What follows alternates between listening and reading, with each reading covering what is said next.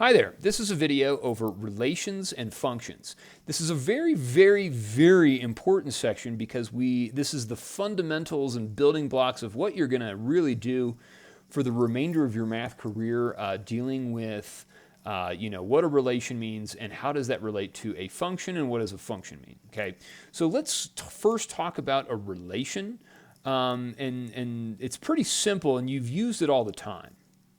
But a relation is simply just a relationship between two numbers. All right, so a relationship between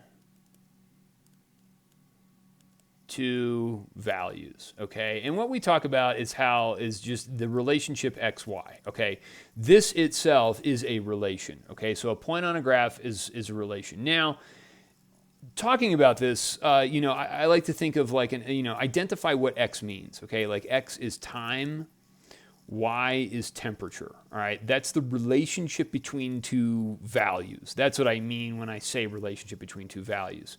Okay, and how X, you have an X value and it gives you a Y value. Okay, and so we've been doing this for a long time. All right, where we talk about X, Y values. Now, extending what we know about just a simple X value, simple Y value, we can address what a function is. So a function is a specific thing here, all right? And a function is a definition where for each X value, there is exactly one Y value, okay? And so this is the definition of a function, all right? And we need to know this because I will continually ask, what's a function? What's a function? What does a function mean, all right? And this is the definition of it. For each X value, there's exactly one Y value, all right? And this has a very powerful application to it. So when we talk about functions, what I want you to do is to think of computers. All right, a computer is purely, any sort of electronic device is purely based off of a function. All right, and so here's what we've got. When you press a button on a computer, all right, that's your X value.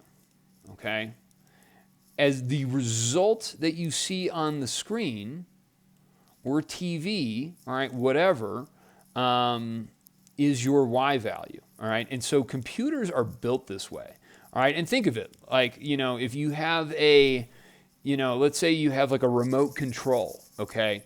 And you hit, so let's think of a remote for a TV, all right? What happens if you hit the channel up button, okay? What happens, okay?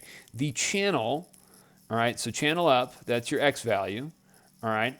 That you hit that button, then all of a sudden the TV changes the channel up one. Okay, that's it. Changes channel up one. And so that's the idea. Only one thing happens. Okay, think about it. If you hit the channel up button and you also it also muted the TV, it turned on the menu, and it did all these other things, then it wouldn't be functioning properly. And that's the concept of a remote for any sort of electronic device. It works for your phone. If you open up the Messages app on your phone to text someone, it's only going to text someone. It's not going to open up Spotify, play Pearl Jam, and do all these other things. Okay, it's just going to do one thing. And that's the idea. Now, what we're doing in math right now is we're just learning like the building blocks of what a function is, and then the application of it is pretty endless, okay? Especially if you're studying computer programming, the applications of a function are just endless, and it's really important that you know how to write a function and what the notation means in a function. All right, so one of the things that we got to do is talk about some words that are associated with X values and Y values. Okay, we're going to use a bunch of different words here. One of the things that we say for X value is the word input. Okay, that's an X value. The corresponding word with input is output. okay? We can also say an x value is called a domain, okay? The corresponding y value would be range, okay? Another one that we would say for x value is the independent variable, okay? And the y value would be the dependent variable, all right? So depending on what word we use, all right, whether we use input, domain, independent variable, you have to understand that these are all different values for x, okay? And then, know the corresponding word for the y value. So let's look at an example. In something like this, what you've got is you have, a set of points, and it says, does the relation model a function? All right, so, one thing we want to do is list out the x values, okay? So the x values 4, 5, 1, and -3, okay? And then you want to list out your y values, which are 2, 3, 7, and 9. And each x value corresponds to exactly one y value. So if you're answering this question, you would say yes, because each x value corresponds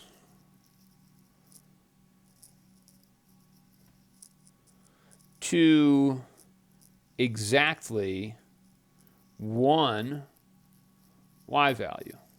All right, and that's it. All right, let's look at another example where we don't have a function. All right, so similar question, does the relation model a function? Okay, and so does, let's list out our x values. All right, and what we notice about our x values is that we have 2, 3, 2, and 3. All right, so I just need to list out those once, okay, even though they occur a couple times. But the y values we have are 7, 8, -5, and 11, okay? So from here, 2 corresponds with 7. 3 corresponds with 8.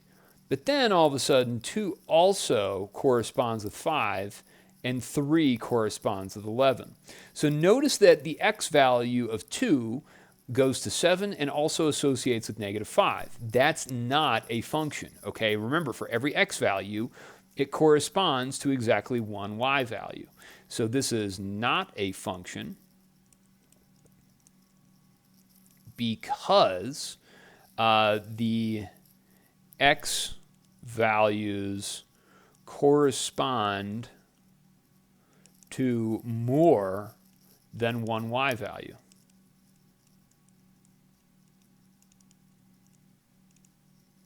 All right, the next thing I want to talk about is the vertical line test. So what you can do is anytime that you're given a graph, you can check to see whether or not it's a function, okay? So if you take a vertical line and you move it across your graph, what you notice is that your vertical line crosses the blue line at exactly one point as you move across, okay? Therefore, this is a function. However, if I change this up a little bit and I draw like a curve that goes like this does not pass the vertical line test. So watch what happens. As I move my vertical line over, all of a sudden, this vertical line crosses my graph at 2 different points. All right, so these 2 points means it's not a function, okay? And what you can do is simply just move your pencil across a graph and determine whether or not it passes the vertical line test.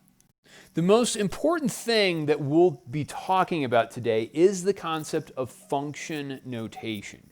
All right, and so function notation is is how we write functions, okay?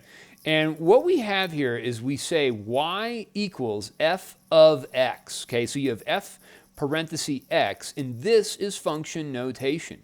Now, when I write y equals f of x, this whole thing is a y value. Inside of this is your x value, okay?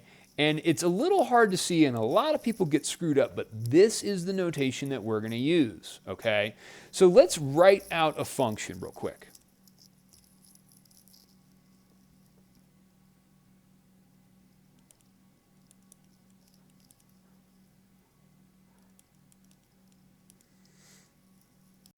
So when I write out this function, I'm writing f of x is equal to x plus 7, okay? Now, I want you to think about something. This is the same thing as me writing y equals x plus 7.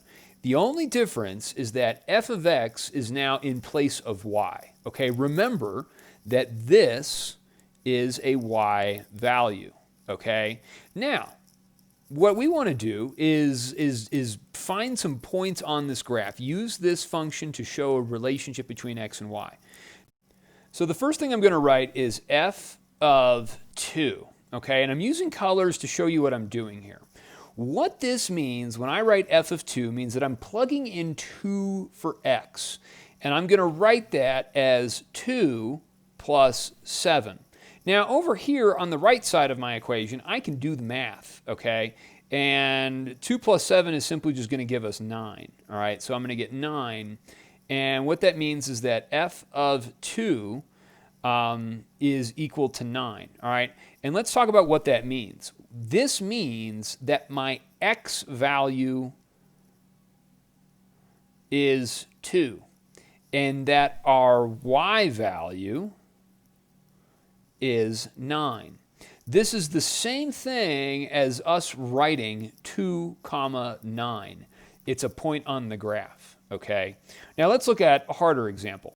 All right, so on the next one, you've got this function here, g of x equals x squared plus 3x. Now again, this is the same thing as us writing y equals 2x squared plus 3x, okay? It's the same thing, except we're using the function g, all right?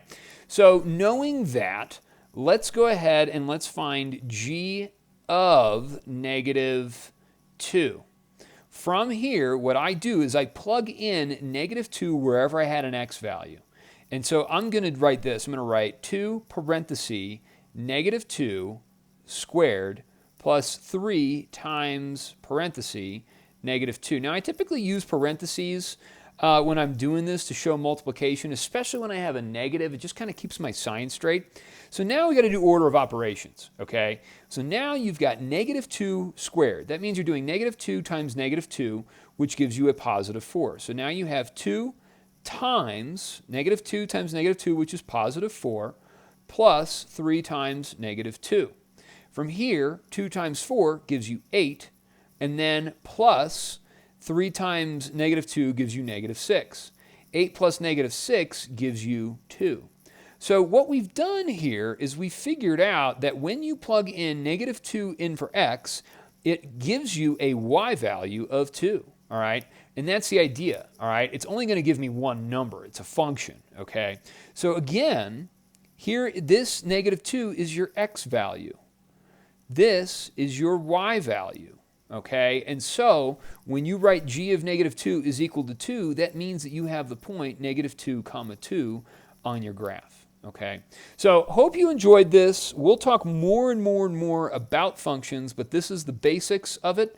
We'll do plenty more examples, but please let me know if you have any questions. Thanks. Bye.